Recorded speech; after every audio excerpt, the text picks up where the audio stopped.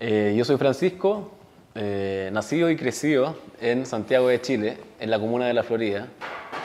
al sur de Santiago Centro. Actualmente estoy cursando un doctorado de Historia Latinoamericana en el Instituto Latinoamericano de la Universidad Libre de Berlín. Estoy ya en el último año, en la última parte de la investigación. Mi tema de investigación es sobre los exiliados chilenos socialistas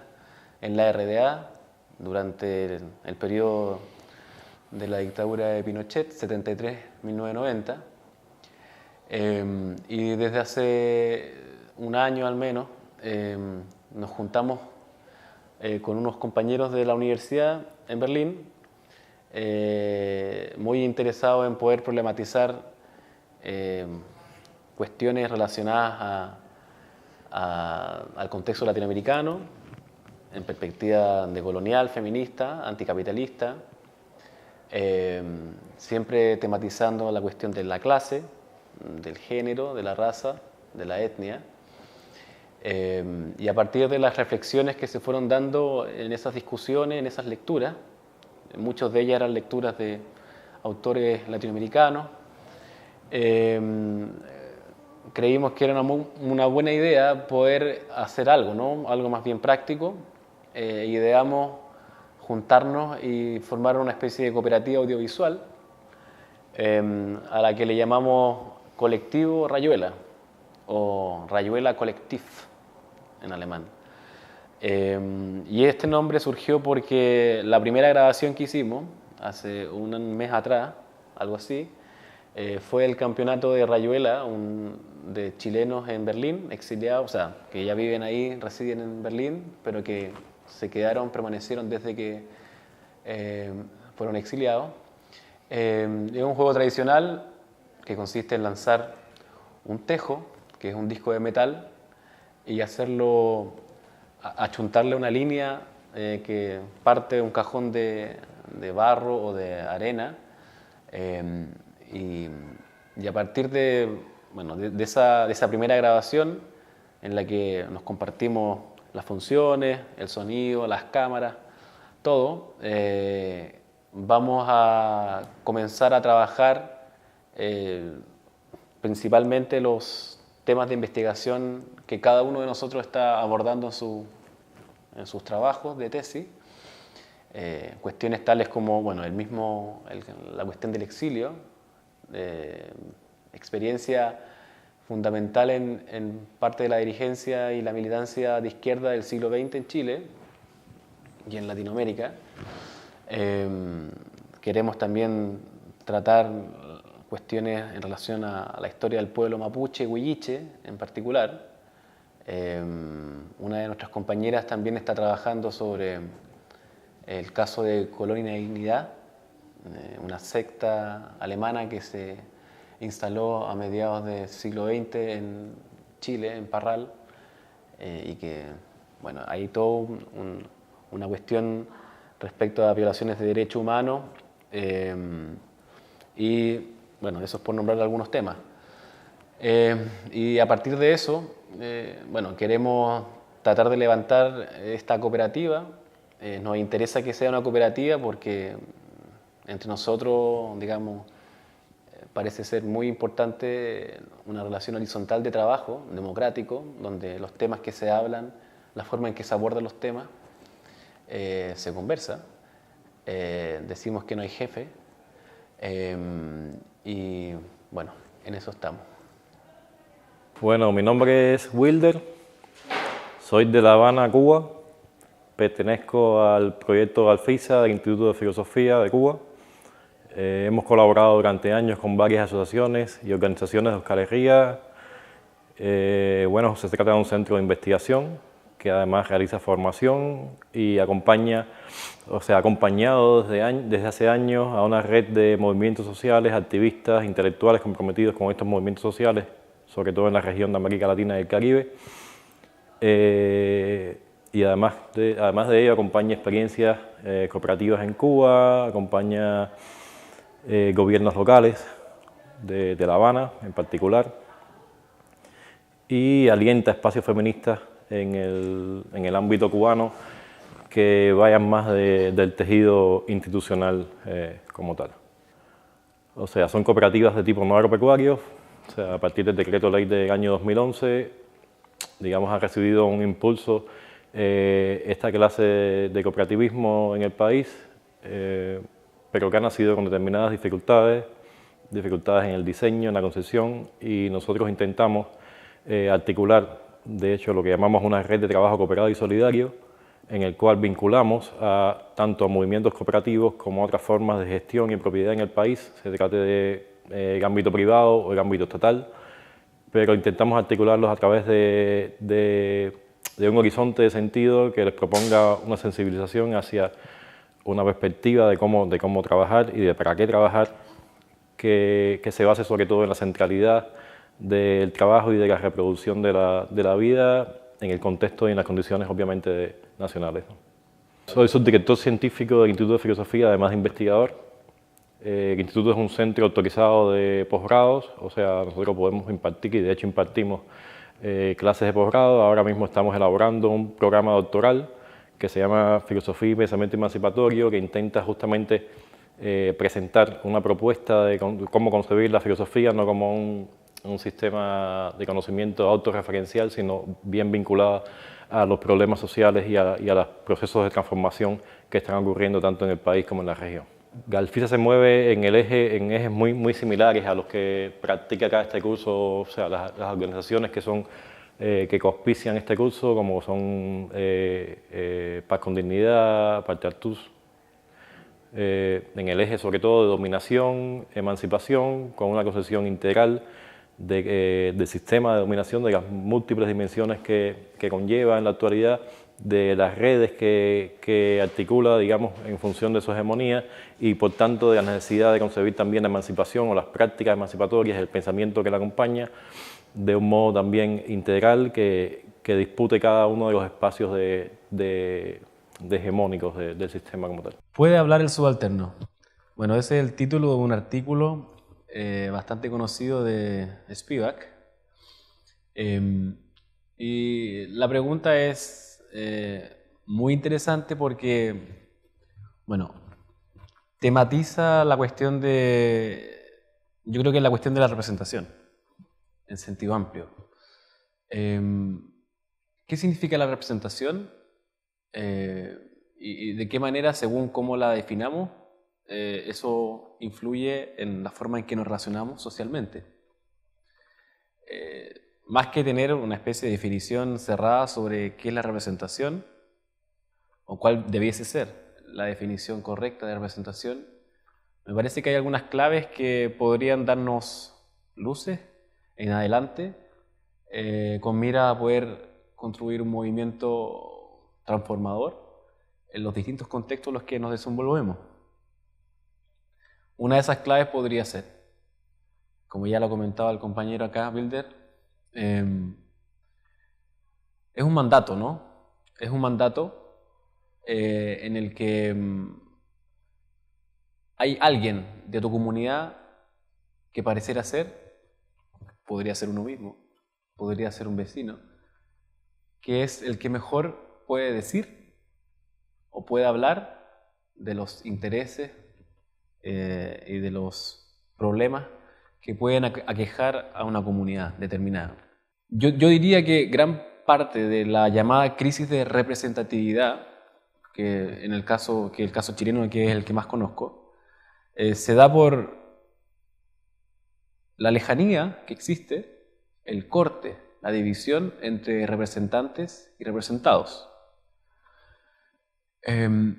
No solo porque la distancia con el tiempo se ha extendido, se ha agrandado,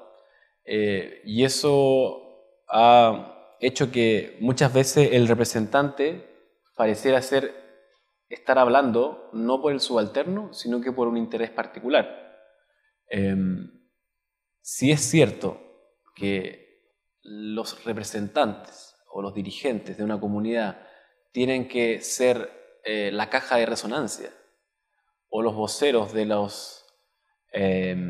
problemas de la comunidad, no es cierto que bajo las condiciones actuales en las que se desenvuelve una democracia como la chilena pudiera tener algún tipo de efecto positivo en clave transformadora o emancipatoria. La crisis de representatividad podría decir alguien que ya, bueno, que se maneja en cuanto al orden institucional. Eso está fijado de manera, digamos, voluntaria, explícita a través de un texto constitucional como el que 2 semanas después del golpe de Estado del 11 de septiembre de 1973 comenzó a escribirse por un grupo cerrado de abogados conservadores y parte de una élite. Y esa constitución, que de manera fraudulenta se refrendó el año 81, vino a ser, digamos, la base institucional del régimen que hasta el día de hoy impera en Chile. Y digo régimen porque por mucho que para el año 88 la ciudadanía chilena haya votado a través del plebiscito la no continuidad de Pinochet, todas las instituciones que se establecieron durante su dictadura están hasta el día de hoy casi intactas. Gran parte de esas instituciones, de esas leyes, de esas reformas, supusieron una restauración capitalista de un proceso que al menos podría uno identificarlo en la historiografía desde mediados del siglo XX, del 50, 57, en la que se toma vuelo, ¿no? Alcanza una intensidad alta el movimiento popular más grande que ha habido en la historia de la República de Chile, en el que de manera democrática alcanzó el poder un presidente, Salvador Allende, que decía pertenecer por el partido al que estaba afiliado a la tradición marxista de pensamiento. Un marxismo que no buscaba o que pretendía no estar encasillado en los esquemas que nosotros conocimos muy bien respecto al marxismo-leninismo, que era parte de la tradición de pensamiento que venía desde el campo socialista o de la Unión Soviética en particular, ¿no? A partir de lo que supone la Revolución Rusa en 1917. La dictadura, por tanto, lo que hizo fue restaurar todo el avance que a través de representantes, de partidos políticos, de movimientos de base, campesinos, obreros, mujeres, comenzó a prefigurarse, ¿no? a pensar un país en el que pudiese haber una, yo diría, ¿no? menor distancia entre representante y representado, en los que no existen los que nacen para representar y los que nacen para ser representados. La mercantilización de todos los derechos sociales que se instauraron durante la dictadura militar supusieron, al mismo tiempo en que se estableció a través de la Constitución un tipo de democracia protegida, en la que por mucho que la izquierda o incluso la centroizquierda pudiese tener tras suyo un movimiento cultural, hegemónico, político, que reclamara cambios, la Constitución estaba hecha para que esos cambios no se produjeran. En ese contexto se va formando naturalmente una clase política. Y esa clase política comenzó a tener mayor grado de cercanía entre pares, entre otros representantes que vivían en los mismos colegios, o sea, que vivían en las mismas comunas, que mandaban a sus hijos a los mismos colegios privados y que se atendían en hospitales privados. Y esa lejanía con las condiciones mayoritarias de la población naturalmente genera distorsiones. ¿Qué puede un representante con una vida de ese tipo, tan alejada de la vivencia cotidiana que supone convivir con otros, por qué él debiese decidir por mí? ¿por qué él debiese hablar por mí? La pregunta de ¿puede hablar el subalterno? Está relacionada con eso. El representante tiene que ser, la o el representante, tiene que ser una persona que, a mi entender, sea capaz de ser la caja de resonancia de la problemática que afectan a una comunidad. Eso implica, por supuesto, un grado alto de, como decía Bilder, de rotación, de posibilidad de revocabilidad. Todas esas cosas en términos técnico-institucionales se pueden definir. Pero lo interesante sería poder establecer hacia el futuro aquellas condiciones en las que es posible tener o vivir democráticamente. Y más que ser un eslogan, más que eso poder ser parte de un programa político o un partido, supone una experiencia vital. Y esa experiencia vital es la de lo que supone, dicho en la terminología de Hannah Arendt, lo público como el lugar donde uno ve y es visto. El lugar donde nos sentamos y nos enfrentamos cara a cara y podemos conversar de manera civilizada cuáles son nuestros problemas y de qué manera podemos encontrar soluciones. Normalmente con amigos, con familiares uno podría llegar a eso y parece inentendible que no pudiera ocurrir eso con personas de otros lados, cuando las condiciones son similares. Y el subalterno debe estar consciente de eso, ¿no? De que que no tiene la vida en el caso que yo más conozco, chileno, no tiene la vida de los representantes vitalicios, podría uno decir, y que urge, por tanto, buscar formas de representación alternativa. Eso no supone de ninguna forma una tremenda innovación política ni institucional. Eso supone rescatar aquellas relaciones sociales que nos parece que están dotadas de un alto grado de horizontalidad, de empatía y de servicio. Para mí, independiente de si me puedo autorrepresentar o no, quien sea que hable por mí, yo esperaría que fuera una persona que estuviera al servicio del resto. Y eso es un valor, es un principio. Si ese principio, la forma en que ese principio se puede materializar,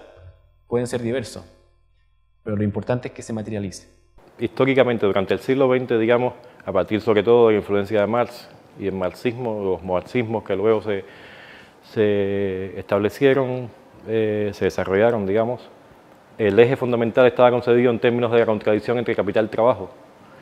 Esta contradicción, a pesar de la centralidad indudable que tiene el trabajo en el sistema de dominación capitalista, o sea, de la subordinación real que tiene con respecto al capital, y que es una contradicción que no es ficticia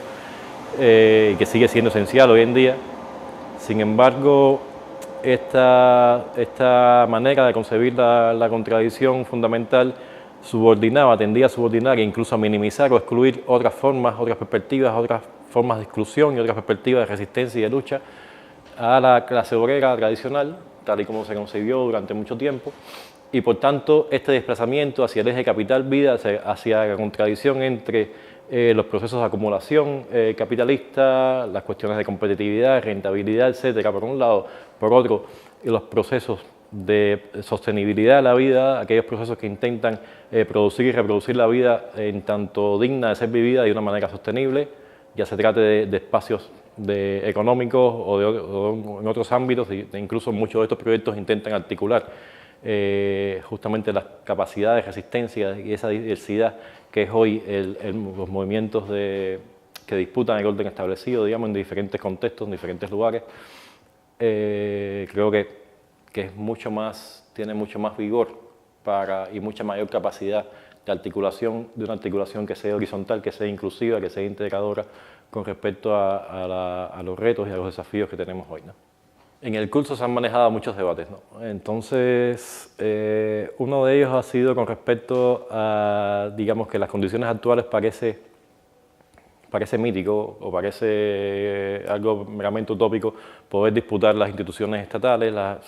poder tomar el poder, como se decía anteriormente, y entonces se prioriza, digamos, una manera de entender lo alternativo o la alternativa del sistema como una red, digamos, de pequeños islotes que van articulándose de manera horizontal y que su apuesta, digamos, es la capacidad que tengan de desconectarse del sistema de dominación, con toda la complejidad que ello conlleva. Y por otro lado se compara entonces esta perspectiva, o se contrapone esta perspectiva a la cuestión de lo que se ha llamado la toma del Palacio de Invierno. O sea, que para mí es una mitificación,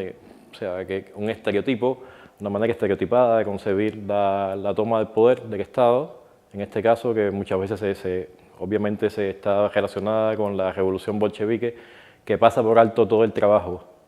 de disputa, todo el proceso de politización, todo el proceso de articulación que conllevó y que hizo posible la toma del Palacio de Invierno, que además fue el comienzo de una serie de problemas que tuvo que plantearse el proceso revolucionario, en este caso soviético. O sea que esa simbología, ese símbolo de la toma del Palacio de Invierno muchas veces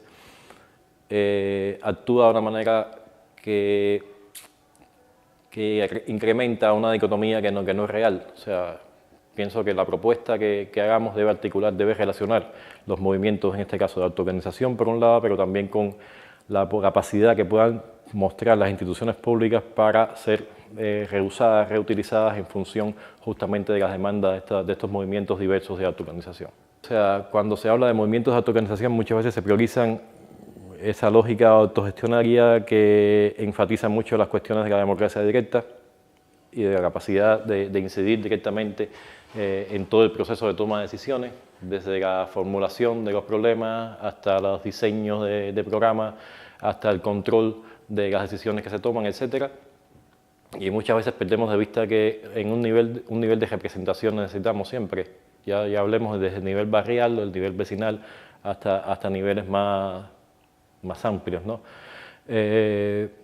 Muchas veces se ha hecho colación a la idea de que, en este sentido, de que nadie nos representa como nosotros mismos nuestras propias demandas, y sin embargo creo que el problema no está en la representación en sí, sino en cómo concebimos la representación, en la fisura que muchas veces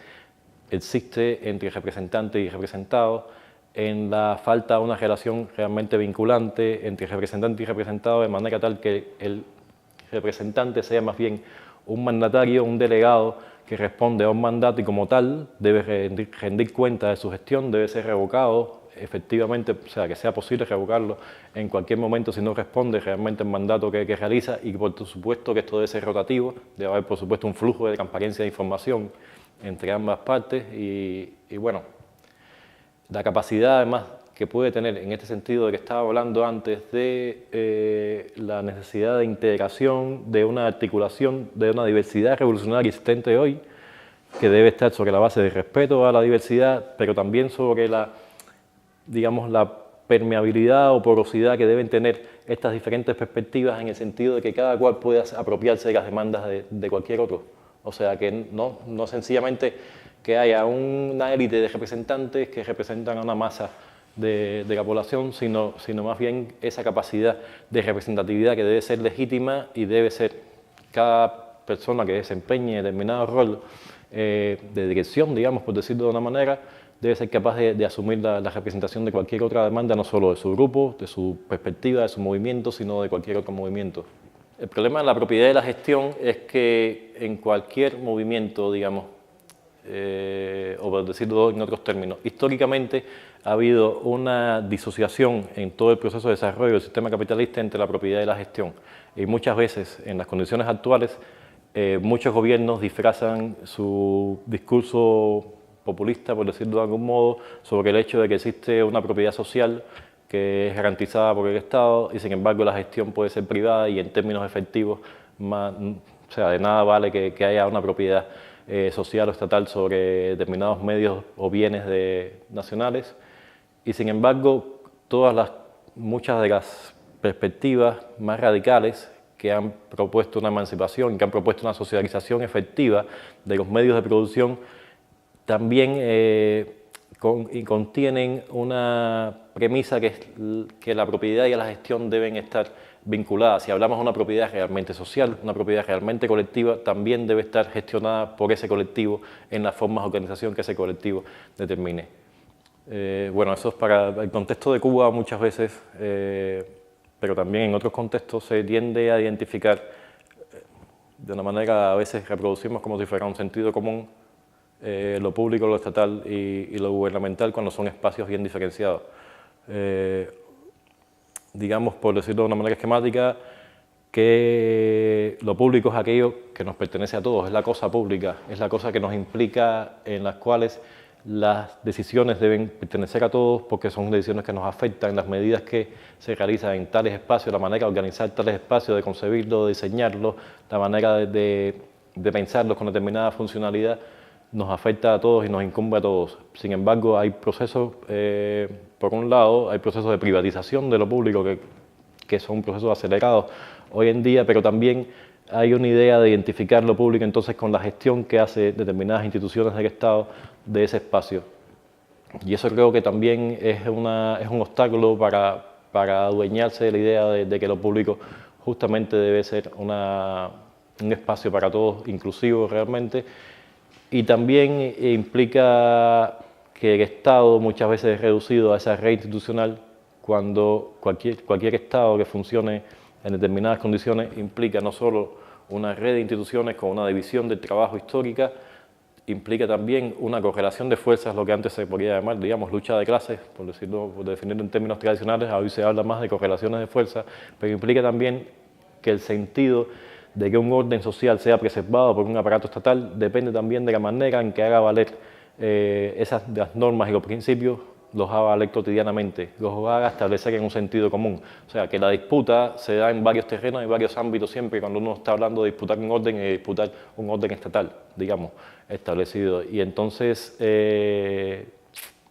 pienso que justamente eso también es una premisa que deben conservar cada uno de estos movimientos y perspectivas que se propongan disputar este orden establecido, porque ninguna lucha es irrelevante, todas las luchas son pertinentes y el reto es articularlas de una manera diferente a como se ha articulado tradicionalmente, en el sentido que me refería antes, y también la idea de rescatar lo público, rescatarlo tanto del proceso de privatización como rescatarlo de una gestión estatalizada con una lógica verticalista, una lógica categorizadora, divisionista, etc. Agenda política emancipadora, complejidad, radicalidad e inclusividad. Este fue el eje que debatimos en la organización que realizamos sobre los 4 ejes de debate del curso. Creo que ambos elegimos este eje en particular porque mucho de nuestros pronunciamientos, de nuestra participación a lo largo de estas 2 semanas ha estado vinculada justamente a cómo concebir el proyecto alternativo, ¿no? Habíamos quedado en determinados consensos, habíamos llegado, digamos, a acuerdos mínimos en cómo concebir un proyecto alternativo al sistema, en el sentido de, en primer lugar, lo que estaba refiriendo antes de la premisa de partida. La premisa de partida debe ser justamente asumir la contradicción capital-vida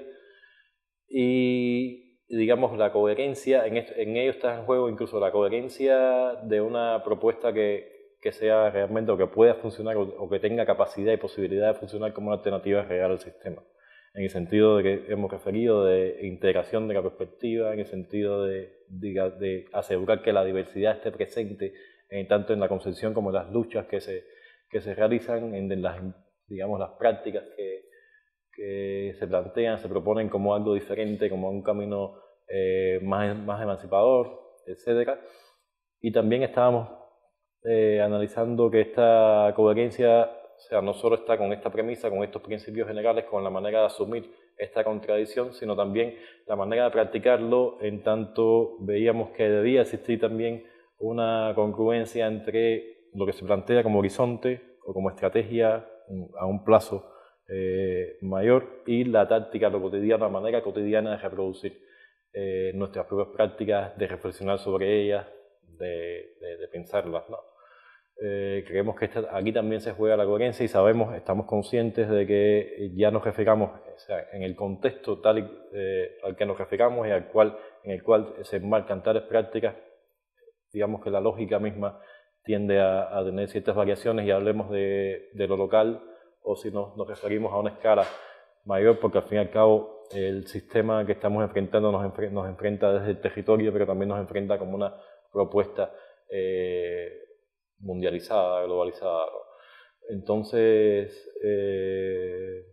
una de las cosas interesantes del encuentro es que a partir de esta distinción de ejes y, como decía Bilder, del interés que teníamos en el primer eje, yo creo que pasa por un ejercicio que es necesario, porque dado que estamos intentando repensar formas alternativas, prácticas alternativas de economía, solidaria, social, popular, como se le quiera llamar, esa práctica tiene que de alguna forma estar sostenida en algún marco analítico. La distinción entre lo que pudiéramos decir teóricamente y lo que hacemos en la práctica es falso que se tengan que separar o que uno sea más necesario que otro. Uno de los digamos, de las claves en las que comenzamos a tematizar la cuestión de la agenda es que pareciera ser que la contradicción capital-trabajo, que era la que, digamos, para los movimientos transformadores o de izquierda durante el siglo XX fue la contradicción hegemónica, la de mayor uso, era entre capital y trabajo. A partir de probablemente digamos, la evolución que ha tenido el capitalismo contemporáneo, el capitalismo tardío, uno podría decir, a partir de los resultados de los diferentes movimientos transformadores que han habido en el mundo durante el siglo XX, el año 17, el año 59 con la Revolución Cubana, el año 68, y la misma disolución de la Unión Soviética, prepara el terreno para comenzar desde cero. O sea, más que desde cero, rescatando aquellas cosas que siguen siendo útiles y que pueden ser útiles hacia el futuro y desechando las que no. Por tanto, la contradicción capital-vida nos permite, yo creo, poder complejizar la perspectiva o la forma en que hacemos el diagnóstico de la realidad. No solo se trata de la lucha de clase tradicional tal como se entendía entre el patrón y el proletariado, sino que estamos conscientes de que debemos complejizar esa contradicción y comenzar a sumar aquellas voces, aquellas fuerzas como la que supone el movimiento feminista, como la que supone los movimientos de liberación de todo tipo, la lucha antirracista, el pensamiento decolonial, digamos, el pensamiento ecologista, y tratar de una manera interseccional, aunque es un concepto ese, un término que a veces me incomoda, porque pareciera ser que, digamos, el camino sería tomar en forma de sumatoria cada una de esas demandas, cada uno de esos movimientos, y eso perfectamente podría ser parte de un programa político de cualquier partido populista, de izquierda o de derecha. Y eso está pasando actualmente en Europa. El crecimiento de la derecha es una constatación, se puede constatar. Y el debilitamiento de la izquierda y sus experiencias insignes están también en crisis, muchas de ellas, y otras se mantienen. Pero la renovación del pensamiento, la actualización del pensamiento es una necesidad teórica y práctica. En ese sentido, la radicalidad de una alternativa económica pasa por que nuestro enfoque tenga incluida esas diferentes formas de, no solo de lucha, sino que de perspectiva para entender la realidad. O sea, en la misma cuerda que estaba hablando Paco, yo pienso que muchas veces tendemos hacia un pragmatismo que nos hace olvidar el papel que tiene la teoría, pero no cualquier teoría, no una teoría pensada como unas ideas que están por un lado y la práctica por otro, sino de la propuesta, digamos, original de Marx, pero también ha estado presente en otros proyectos de emancipación, de vincular, de fusionar la teoría con la práctica, de que la teoría funcione realmente para ver, de hecho funciona para ver algunos elementos, para observar, para distinguir elementos que muchas veces en la práctica cotidiana se dan de una manera tergiversada, una manera poco o difícil de distinguir, pero además la teoría tiene la virtud de que es una manera, no digo que sea ni por pienso la única, pero es una manera que debe estar presente en la puesta en común de las singularidades que distinguen muchas de las luchas actuales. En esa diversidad, en esa pluralidad, en ese descentramiento que estamos hablando del agente de cambio, del sujeto de cambio posible en la actualidad, necesitamos también poner en común agendas, necesitamos poner en común estrategias, objetivos, identificación de a qué nos estamos enfrentando, y en todo ello la teoría tiene un papel orientador que es indudable. En este sentido, muchas veces justamente la cuestión de la alternativa también se juega en que no se pierda de vista el horizonte de cambio hacia el cual nos estamos encaminando. O sea, a veces se tiende a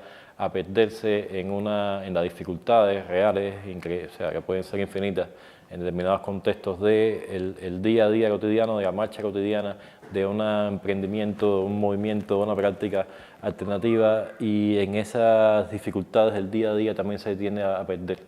ese horizonte de cambio y se refuncionaliza o se hace más posible ser refuncionalizada esa experiencia en la perspectiva del sistema como tal, y de funcionar como lo alternativo dentro del sistema, en el sentido de que pierde el carácter realmente de radicalidad y el carácter realmente de propuesta diferente a la del sistema de dominación vigente, ¿no? Si puedo agregar, yo creo que la radicalidad pasa porque, como dice Bilder,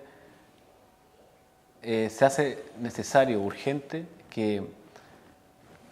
definido una especie de horizonte estratégico, estemos conscientes de que cualquier movimiento, maniobra en términos tácticos, suponga una actualización, una materialización de esta estrategia, ¿no?